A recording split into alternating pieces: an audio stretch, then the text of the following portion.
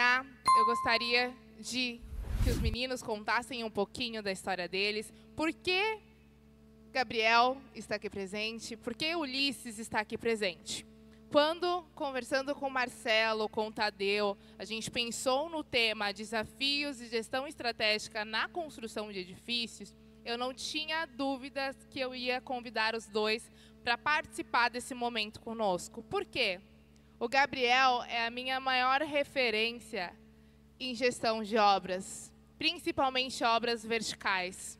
O Ulisses é a minha maior referência em gestão, em empreendedorismo, em gestão estratégica. Aproveitando a oportunidade, passando a palavra aqui para o Ulisses, que eu falei que é a minha referência em empreendedorismo, né? Também foi aluno nosso aqui do curso técnico em edificações. Conta para a gente um pouquinho da sua trajetória, como foi empreender e fala um pouquinho dessa gestão estratégica, porque o Ulisses, gente, ele é diferenciado em gestão. Eu falo por conviver realmente e acompanhar todo esse processo que ele tem com os colaboradores dele. Eu vejo como ele lida não só com ela, mas também com os outros colaboradores da empresa. Então fala um pouquinho pra gente dessa gestão estratégica, como que você faz para implementar isso e trazer seus colaboradores também para perto? Como que você usa estratégias aí, como que você traz o colaborador para realmente vestir a camisa da empresa, para falar como o Ulisses Júnior, porque hoje você é a imagem da sua empresa. E como que você concilia isso? Tanto a sua imagem pessoal, Ulisses Júnior, quanto a imagem da empresa JR. Como que você concilia o dia a dia ali com também rede social, com a parte de empreendedorismo, com alavancagem, com alta performance? Fala um pouquinho para nós. Boa noite, turma. Aí sim. Eu comecei aqui assim como vocês. Participei de vários eventos aqui na ETEC também. Aqui fiz ensino médio e cursei técnico em edificações aqui na ETEC Adolfo Berezin. E eu costumo dizer que a ETEC salvou a minha vida. Porque eu vinha de escola pública sem nenhum tipo de bagagem, nada, preparo zero. E foi a ETEC que realmente começou ao início da minha mudança de mentalidade, a me trazer realmente esperança de que eu poderia chegar e alcançar uma vida melhor, ter uma vida melhor. Posteriormente, eu fiz o curso de engenharia civil. Eu vinha trabalhando já, eu sempre trabalhei CLT e já tinha a minha empresa. Esse ano a minha empresa faz 10 anos de CNPJ aberto. E a gente sabe o quanto é difícil uma empresa, um CNPJ, se manter por tanto tempo aqui no nosso país. Normalmente, as empresas, nos primeiros 5 anos, quebram. Nos primeiros 3, a maioria já sai de cena. Nos 5, quebram. Então, eu vinha conciliando CLT, trabalhando por conta, até que eu consegui escalar na minha empresa e viver dela e alcançar resultados exponenciais já há uns 3 anos aí que a gente vem forte no mercado. Qual o nosso diferencial que a gente conseguiu alcançar a alavancagem? Primeiro, eu não sei se vocês perceberam, mas o Marcelo citou a palavra conhecimento 15 vezes na palestra dele. Então, a primeira coisa que eu deixo claro para vocês é sempre buscar o conhecimento. Detalhe, dentro do tema que ele abordou, tem várias áreas a serem trabalhadas. Procura resolver uma, procura entender sobre uma, busque esse conhecimento e também, junto a isso, o autoconhecimento, que eu tenho certeza que vocês vão longe. Eu sempre falo, né, para conectar com a galera, para conectar com vocês. Eu estava exatamente no mesmo cenário que muitos se encontram aqui hoje, há 10 anos atrás. Então, respondendo a sua pergunta, hoje eu entendo que o talento por si só, ele não gera resultado. Então, a gente conhece vários tipos de pessoas. Quantas pessoas vocês conhecem, vocês já devem estar lembrando, que são talentosas e que ficam pelo caminho. Então, o meu papel hoje, como um líder, como um empreendedor, é fazer desse talento, desenvolver esse talento. E que ele compre a ideia e que o sonho dele e o sonho meu se tornem um só. Então, hoje, na nossa empresa, a Elizabeth está aqui, ela foi aluna da ETEC Adolfo Berezin.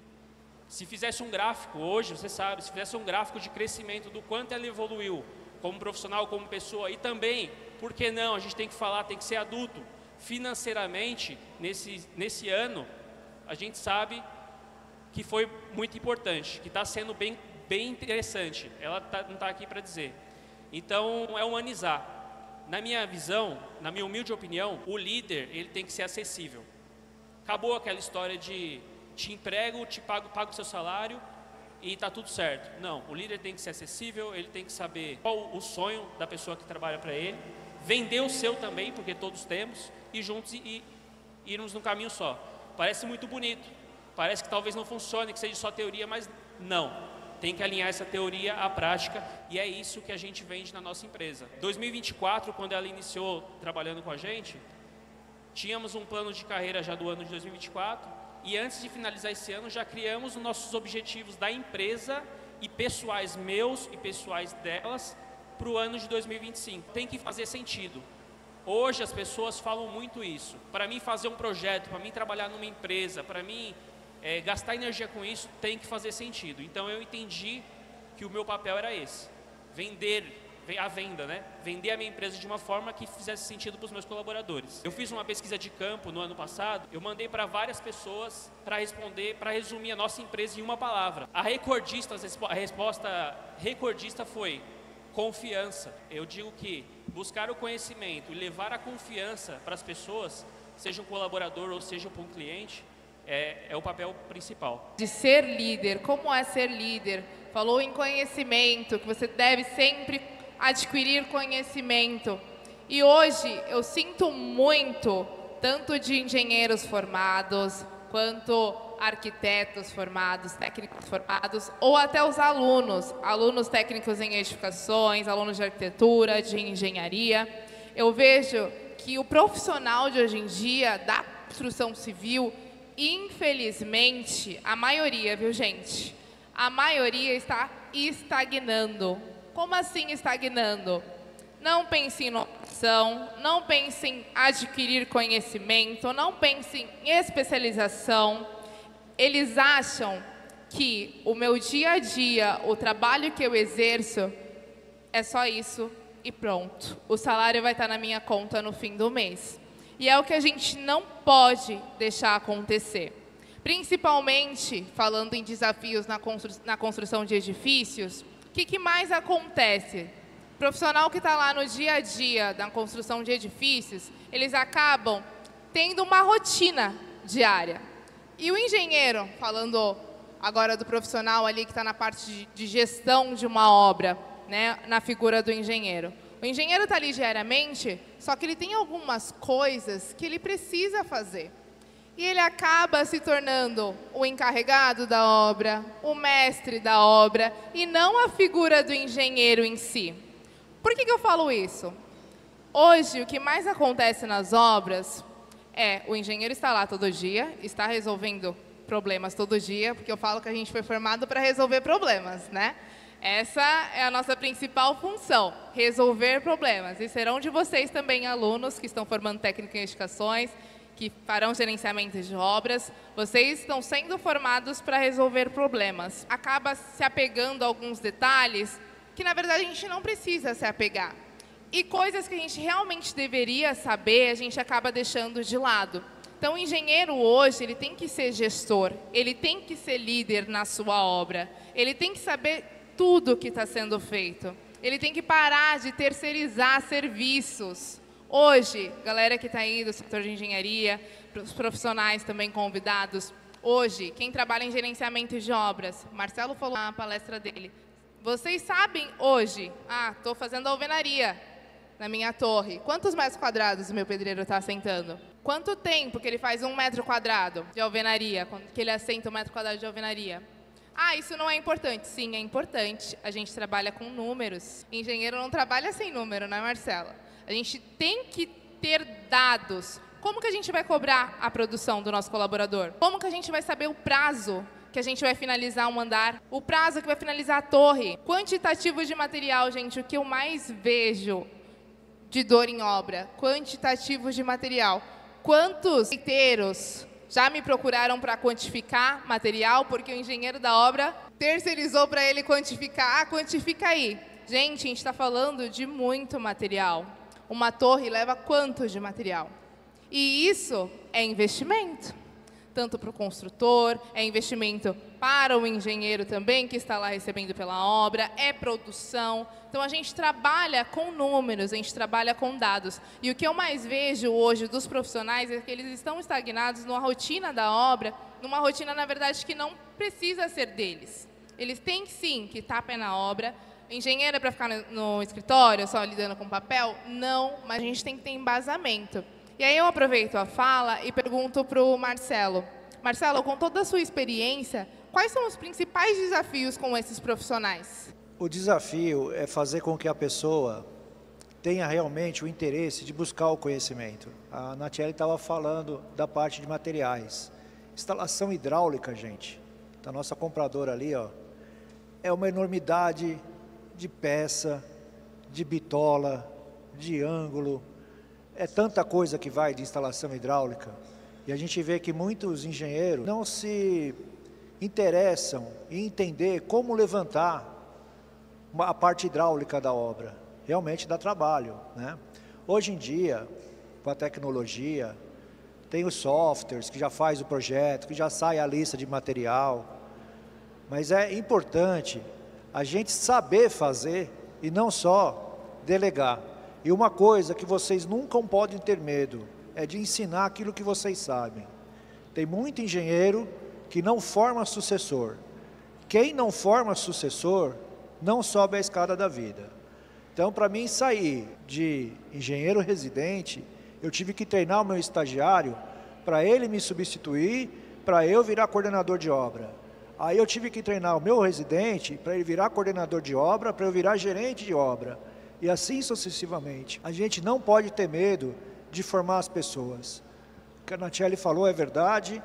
O engenheiro tem que ser tudo dentro de uma obra, ele tem que ser advogado, ele tem que ser psicólogo, ele tem que ser o assistente social, ele tem que ser o arquiteto, ele tem que ser tudo. E a gente não pode ter medo de ensinar as pessoas. Eu, junto com o Ulisses, Gabriel, o Múcio que está aí na plateia, engenheiro Múcio, nós temos um projeto chamado Viver de Engenharia, onde são 5 engenheiros, o Igor também compõe. E todo mundo acha que a gente trabalha junto, acabamos trabalhando sim, né? Alguns projetos juntos, Alguns projetos juntos, mas é difícil você ver 5 engenheiros trabalhando junto, atuando junto, disseminando conhecimento, e a galera fica com um pouco de receio. Mas o que a gente mais prega nas nossas palestras é que o profissional que está do seu lado, ele não é seu rival, ele é o seu parceiro. Você pode fazer muitos serviços com ele. Então, parem de olhar para o lado, para os seus colegas, e achar que eles são seus rivais. Ah, não, eu não posso falar isso para ele, porque senão ele está roubando meu lugar daqui a pouco. Só que, exatamente o que o Marcelo acabou de falar, ele não vai estar roubando o seu lugar. Você está preparando ele para assumir o seu lugar, para você alavancar e subir degraus maiores. E olha, a gente não só ensina não, viu? A gente aprende muito na obra também, com o ajudante da obra, com os pedreiros, com o pessoal de instalação. Eu já resolvi problema em obra assim, que ficava quebrando a cabeça para resolver. Chegou lá o encarregado e falou assim, por que você não faz assim, assim, assado? Aí você olha para o cara e fala, putz, por que eu não pensei nisso? Né? Então a gente aprende muito também, tá? Então a gente tem que levar esse conhecimento, dar esse desdobramento para todo mundo. E tudo isso que nós falamos aqui acaba calhando na liderança. Porque um líder, ele tem que saber falar, mas ele também tem que saber ouvir. Então, quando a gente troca experiências com os nossos colaboradores, o tanto que a gente aprende, é comum os recém-formados ouvirem, né? E também tem, a gente sabe, e não vamos falar aqui que a construção civil ela é linda, ela é maravilhosa. Existem os preconceitos. Vocês vão encontrar colaboradores que vão falar, mas eu faço há 40 anos desse jeito, você não sabe de nada. Se for mulher, então, já sabe que vai ouvir. Mas, com o dia a dia, a gente aprende a lidar com todas essas situações. A gente mostra o nosso conhecimento, mostra que nós sabemos o que estamos falando, né? E aí vamos ganhando credibilidade também com o nosso colaborador. E quando você dá a oportunidade do colaborador falar, dele expressar a opinião dele falar um jeito que pode até ser melhor que o seu, por que não? Ele tem a experiência dele de 40 anos, quantas coisas ele não já viveu e você não. Então, calha na liderança novamente. É falar, mas também saber ouvir.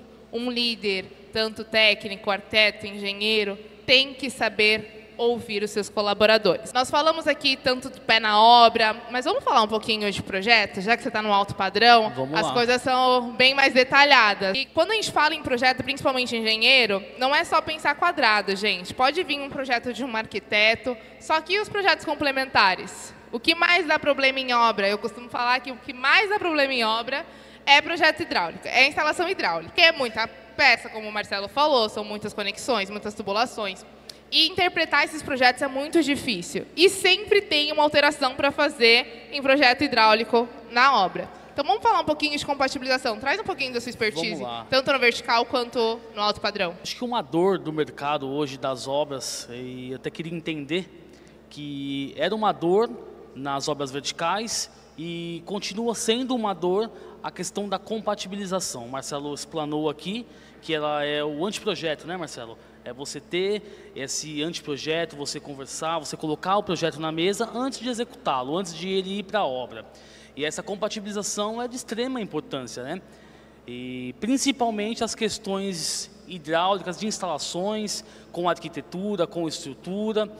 E normalmente isso sempre tem aquela intervenção, quem nunca viu, né, aquele furo na viga lá. E no alto padrão não é diferente, tá, gente? No alto padrão também tem e muito mais, né? Numa escala desse tamanho, como as ferramentas novas no mercado, como o departamento de compatibilização de projetos, tem essa comunicação direta com a obra. Olha, hoje em dia a tecnologia, ela ajuda demais nessa parte de compatibilização de projetos.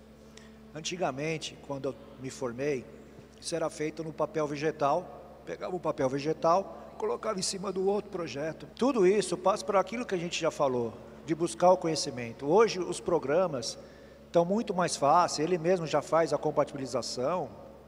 Projeto de estrutura, se a viga não está passando, já fica vermelho lá, já apita, já não dá certo, né?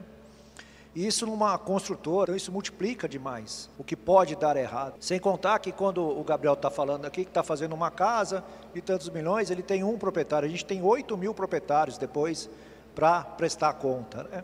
Então isso vai ganhando proporções muito grandes. Aliar com o projetista, aliar com o arquiteto, quem vai fazer a compatibilização, quem lida com projetos também estar presente ali no dia a dia da obra, estudar cada vez mais conceito BIM, não só para arquitetos, mas técnicos e engenheiros.